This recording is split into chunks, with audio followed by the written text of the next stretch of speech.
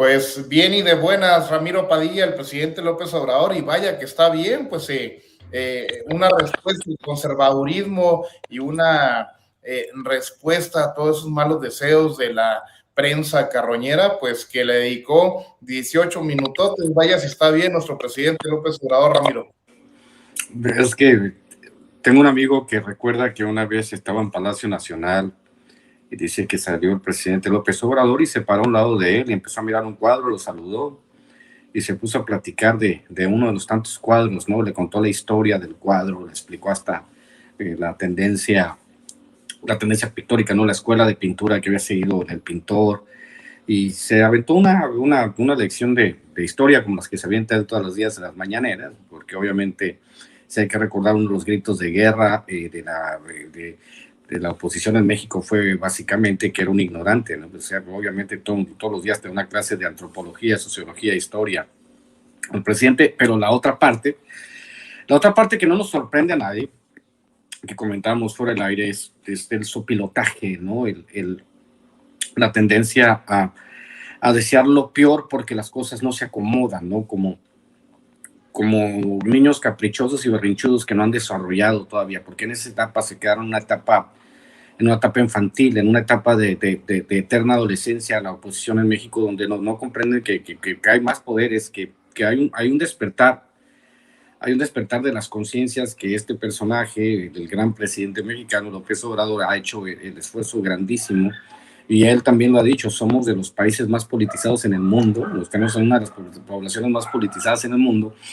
Entonces, desearle lo peor a un roble como ese presidente, pues es una tontería. O sea, vamos, pues todos tenemos de repente, por la edad, pues no tenemos la respuesta tan rápida como se tendría antes, pero me parece que son buenas nuevas. Yo el domingo, cuando me enteré, pues dije, pues paciencia, ¿no? Hay que tener paciencia y hay que aceptar, porque para empezar, aquí hay una cosa que la oposición tiene que entender: el presidente no tiene ningún incentivo para mentir.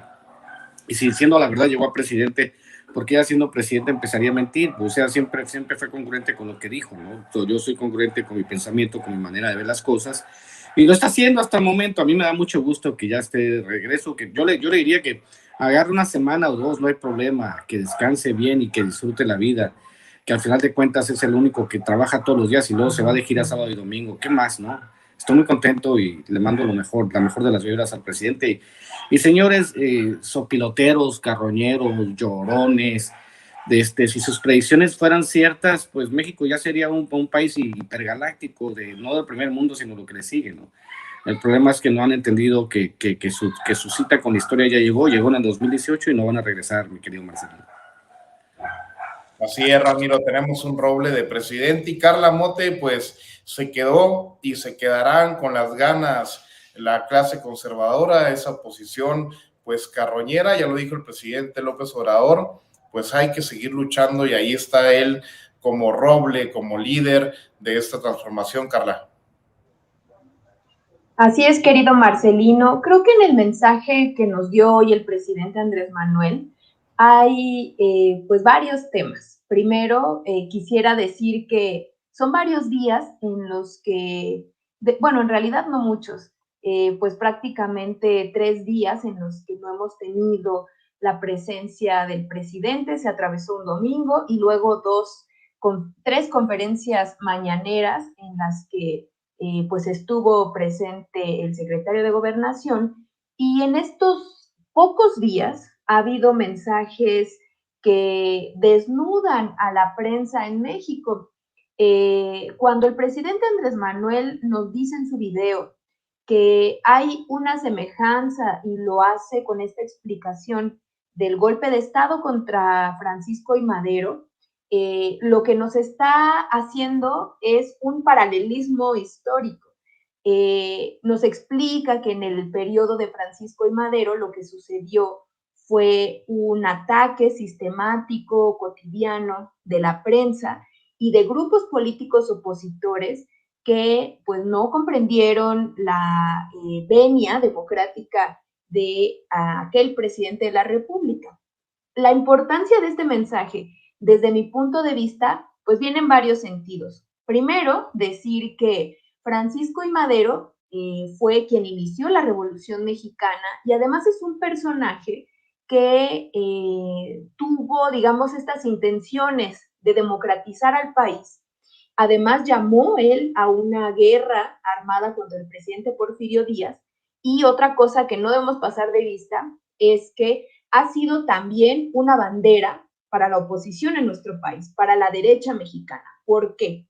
Porque Francisco I. Madero sí fue un personaje tibio comparado con otros grandes próceres de la revolución como Zapata, como Pancho Villa, que tenían una cercanía con el pueblo mexicano y un proyecto que buscaba profundizar una transformación que se dio en ese momento, que tendía al reparto agrario, a los derechos laborales. Madero no fue así. Madero tenía plena confianza en la democracia.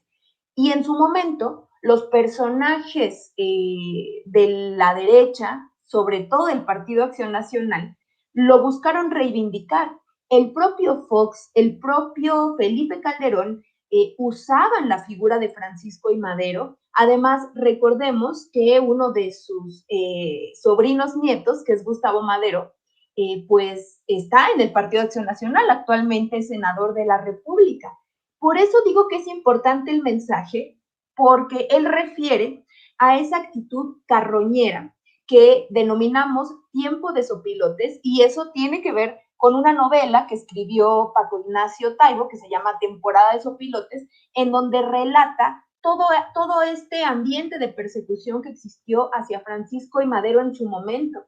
Cuando el presidente nos refiere estas historias, lo que hace es dar un golpe histórico a los panistas y un golpe histórico también a la oposición de derecha en México para explicarnos cómo ellos pueden asemejarse a esos grupos que en esos tiempos fueron los que fraguaron el golpe de Estado. Esta derecha, que es ahorita la oposición en México, es carroñera, son sopilotes y además no dudan en desnudarse con estas intenciones que lo dice claramente el presidente, tienen que ver con el rencor, con el odio, pero hay un mensaje que en estas líneas también está de forma muy clara. El presidente dice que cuando hacen ese tipo de demostraciones de falta de ética, de deshonestidad, lo que hacen es fortalecer su figura. Por eso yo pienso que estos pocos días en los que hemos visto la ausencia del presidente en términos mediáticos, porque por primera vez en la historia tenemos conferencias todos los días en donde lo observamos rindiendo cuentas y hablando directamente a la gente a través de las conferencias. En esos pocos días, esta derecha se demostró en sus intenciones. Y eso es algo que no tenemos que olvidarlo.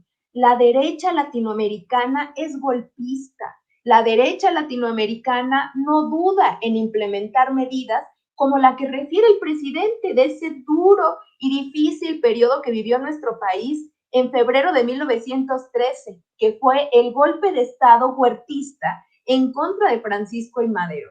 Por eso este mensaje me parece tan poderoso, porque al mismo tiempo que refiere un proceso histórico, nos está hablando, sí, como siempre, la profunda conciencia histórica del presidente de la República, pero también de un mensaje que es profundo y que en este momento incluso le sirve al propio presidente para desnudar a la oposición de nuestro país. Y lo digo también porque venimos de un momento en el que hubo una sesión maratónica en el Congreso de la Unión, concretamente en la Cámara de Diputados, para aprobar distintas reformas.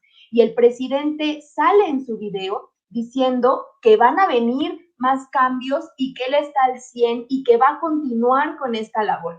Yo creo que el mensaje es aquí, como lo ha dicho en otros discursos, no cabe lugar al zigzagueo. Y esto para mí es personalmente un mensaje de que la vía, y lo refrenda el presidente, es la radicalización del proyecto de la Cuarta Transformación. Por eso yo creo que, como muchos otros, pero este particular está muy bien medido, está hecho con mucha conciencia de lo que implica, de los mensajes que trae detrás, y aunque muchos personajes mediáticos y de la oposición ya están saliendo a dar teorías conspiranoicas y extrañas como que sí fue un infarto, que mintió, que, por ejemplo, que si tenía algunos kilos menos o que tenía una parte del rostro con problemas. A ver, el presidente, como en muchos otros momentos, lo que está haciendo, lo está haciendo de forma estratégica, justamente para desnudarlos. Y por eso también quienes no logran hacer esa lectura, pues me parece que tienen pues mucho sesgo, porque por ahí también están quienes comentan pues que no lo dejan descansar. No, bueno, el presidente yo creo que si bien trabaja muchísimo y evidentemente hay un agotamiento natural, pues también estas cosas son pensadas y estratégicas. Por eso, bueno, el discurso y el video que vimos hoy a mí me parece que va a quedar como parte de estas estrategias políticas.